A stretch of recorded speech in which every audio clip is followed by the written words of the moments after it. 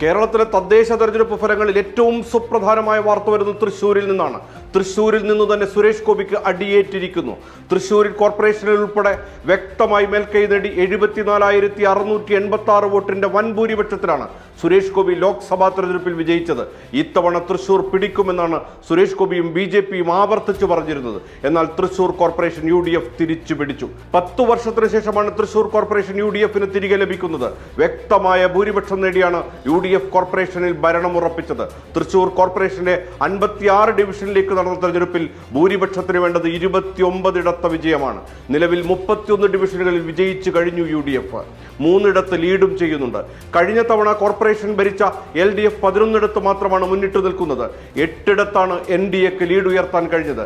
കഴിഞ്ഞ തവണ ഇഞ്ചോടിഞ്ച് പോരാട്ടത്തിനൊടുവിൽ LDFും UDFും ഒപ്പത്തിനൊപ്പം വന്നപ്പോൾ സ്വതന്ത്രനായ MK വർഗീസിന്റെ സഹായത്തോടെയാണ് LDF ഭരണത്തിലെത്തിയത്.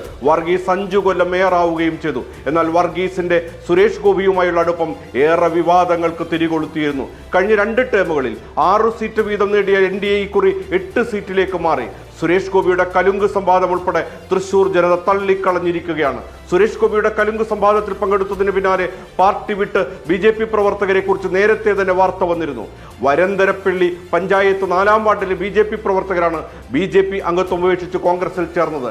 മന്ത്രിയുടെ പെരുമാറ്റം താല്പര്യമില്ലാത്തതിനാലാണ് പാർട്ടി വിട്ടതെന്നും സുരേഷ് ഗോപിയുടെ പ്രജകളല്ല തങ്ങളെന്നുമായിരുന്നു BJP വിട്ടവർ പറഞ്ഞത്. ഇപ്പോഴിതാ തൃശ്ശൂർ കോർപ്പറേഷനും കലുങ്ക് സംവാദവുമായി ഇതുവഴി വരല്ലേ എന്ന് പ്രഖ്യാപിച്ചു കഴിഞ്ഞിരിക്കുകയാണ്.